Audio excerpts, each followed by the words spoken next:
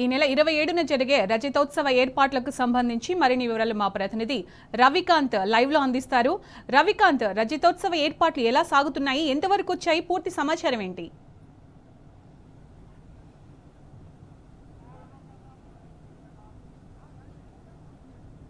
సునీత, కన్ని విని ఎరుగని తీరుగా బీఆర్ఎస్ రజతోత్సవ మహాసభ నిర్వహించేందుకు బీఆర్ఎస్ శ్రేణులన్నీ బీఆర్ఎస్ నాయకత్వం అంతా కూడా తలమునకలై ఏదైతే ఎల్కతుర్తి దగ్గర సభ ప్రాంగణం దగ్గర తలమునకలై పనిచేస్తున్న సందర్భం అయితే మనకు కనిపిస్తూ ఉంది. ఇప్పటికే స్టేజీ నిర్మాణమే కావచ్చు, ఏదైతే సభా ప్రాంగణం అంటే ప్రజలు కూర్చునేటువంటి ప్రాంగణం అంతా కూడా సిద్ధమవుతున్న సందర్భం. మరోవైపు లైటింగ్ కావచ్చు, పార్కింగ్ స్థలాలు కావచ్చు, కేసీఆర్ గారు ఒకవేళ హెలికాప్టర్ ద్వారా వస్తే హెలిప్యాడ్ కూడా నిర్మించే పనులు కూడా జరుగుతూ ఉంది. మరోవైపు బయో టాయిలెట్లు కూడా ఏర్పాటు చేసిన సందర్భం కనిపిస్తూ ఉంది. ఇవాళ ఎల్కతుర్తి సభ ప్రాంగణం దగ్గరికి బీఆర్ఎస్ వర్కింగ్ ప్రెసిడెంట్ కేటీఆర్ గారు కూడా మధ్యాహ్నం తర్వాత రానున్నారు.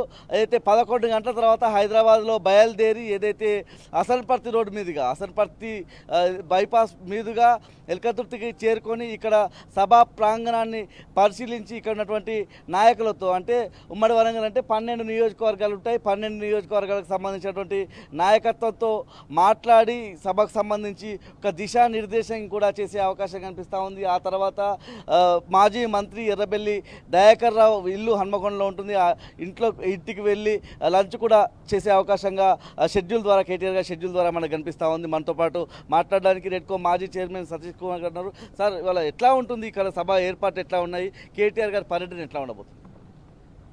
ఈరోజు దాదాపు 1-1:30 ప్రాంతంలో కేటీఆర్ గారు సభా ప్రాంగణానికి చేరుకునే అవకాశం ఉంది. వచ్చిన తర్వాత తెలంగాణ నలుమూలల నుంచి ఇక్కడికి పెద్ద ఎత్తున లక్షలాది మంది తరలి వచ్చే అవకాశం ఉంది.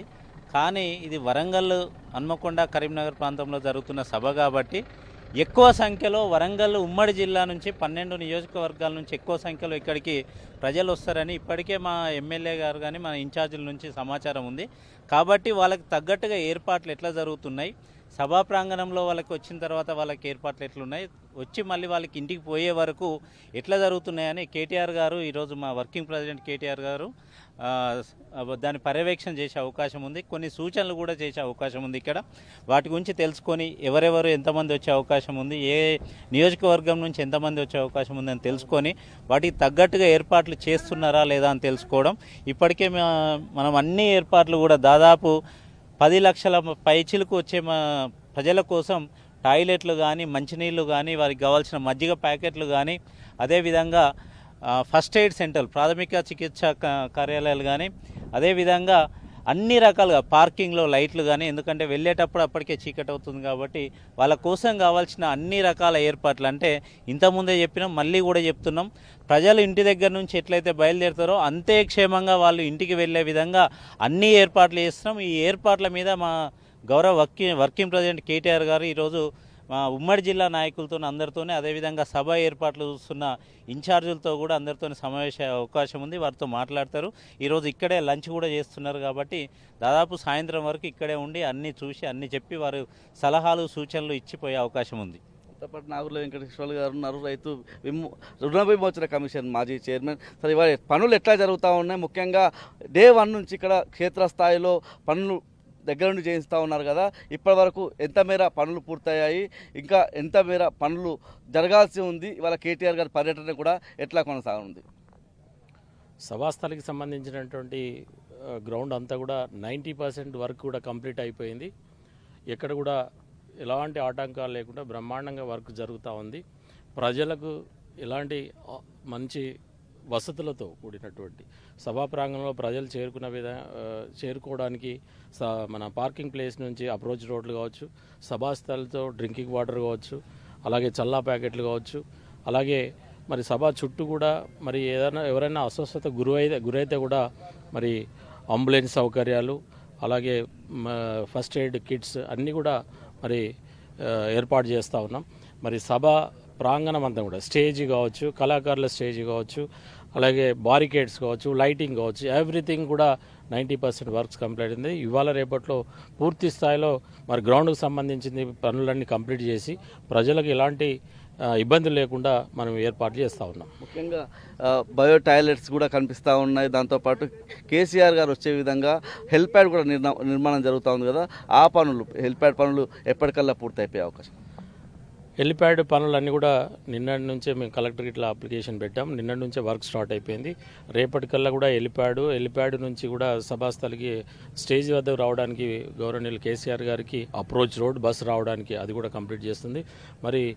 మళ్ళీ స్టేజ్ నుంచి కూడా గ్రీన్ రూమ్ పోవడానికి కూడా మరి రోడ్ సౌకర్యం కల్పిస్తూ ఉన్నాం. అలాగే టాయిలెట్ సంబంధించి మహిళలు అది పార్కింగ్ ప్లేస్లో కావచ్చు, సభాస్థలి చుట్టూ కూడా అన్ని పార్కింగ్ ప్లేస్లలో కూడా టాయిలెట్స్ ఏర్పాటు చేస్తూ ఉన్నాను. ప్రజలకు ఎలాంటి ఇబ్బందులు లేకుండా బ్రహ్మాండమైనటువంటి ఏర్పాట్లు జరుగుతూ ఉన్నాయి. మీ ద్వారా ప్రజలకి ఈ సభ మీది, మీరు విజయవంతం చేసుకోవాల్సిన బాధ్యత కూడా ప్రజలపై, కార్యకర్తలపై ఉందని ఈ సందర్భంగా తెలియజేస్తాను. ముఖ్యంగా ఈ 15 నెలల కాంగ్రెస్ పాలనలో ప్రజలు ఏమనుకుంటున్నారు? ఇంత ఎండలోనూ మేము తరలి వస్తామన్నటువంటి విశ్వాసం వ్యక్తం చేస్తూ ఉన్నారు కదా, అంతా ఎట్లా అనిపిస్తూ ఉంది? ఈ 1.5 ఇయర్లో మరి రేవంత్ రెడ్డి పాలనలో ప్రజలు విసిగిపోయారు.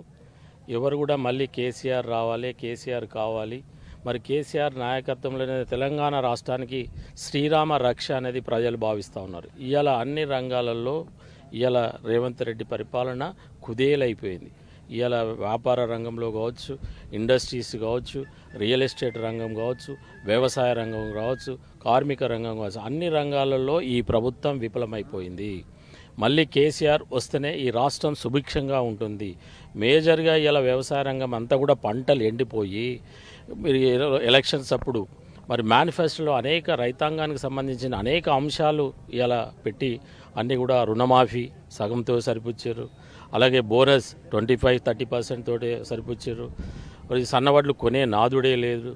ఇట్లా అనేక రైతులకు ఇచ్చినట్టు రైతు బంధు, రైతు బీమా ఇవన్నీ కూడా అన్ని పంటలకు ఇవ్వాల్సినటువంటి రైతు బంధు ఇప్పటివరకు కూడా ఇవ్వలేదు. ఇలా మరి సాగునీటికి సంబంధించిన అన్ని ప్రాజెక్టులు పెండింగ్లో పడిపోతూ ఉన్నాయి. ఇలా పంటలు ఎండిపోయి వరి పంటలు మరి 30% మరి రైతులకు చేతికి వస్తూ ఉంది.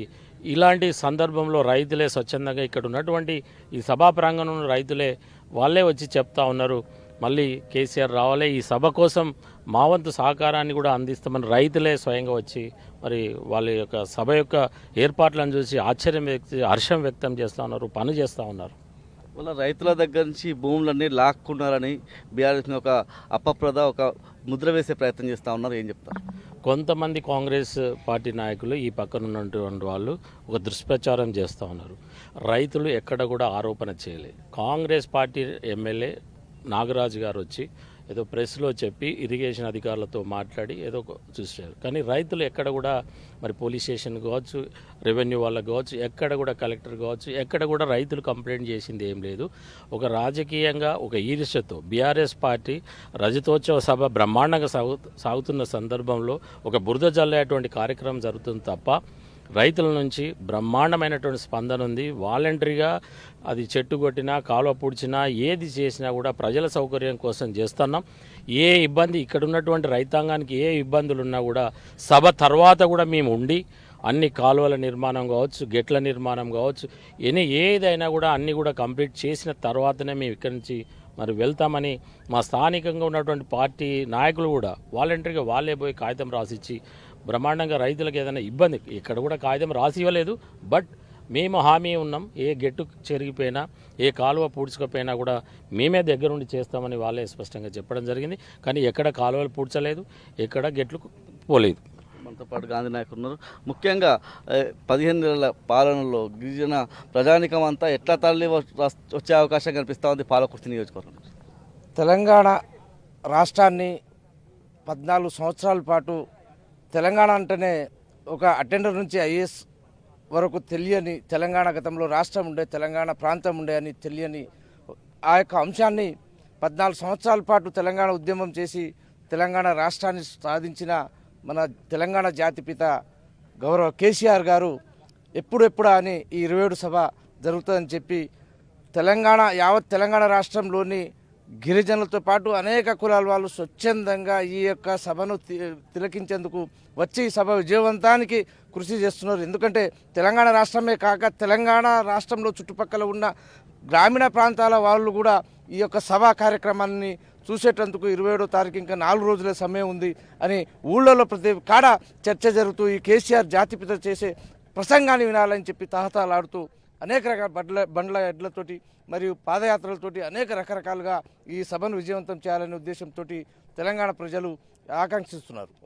ఇది మొత్తంగా చూస్తే గ్రామాన పల్లెన ప్రజలంతా కూడా బీఆర్ఎస్ రజతోత్సవ మహాసభ కోసం ఎదురు చూస్తూ ఉన్నారు. ఇక్కడికి వచ్చి సభను విజయవంతం చేసేందుకు అంతా కూడా ఒక ఆసక్తి అయితే కనబరుస్తూ ఉన్నారు. ఏ గ్రామంలో చూసినా కూడా బీఆర్ఎస్ రజతోత్సవ సభకు సంబంధించిన చర్చ మాత్రం ప్రతి గ్రామంలో ఏ నలుగురు కూర్చున్నా ఇదే అంశం మాత్రం చర్చిస్తున్న సందర్భం కూడా కనిపిస్తూ ఉంది. Over to studio.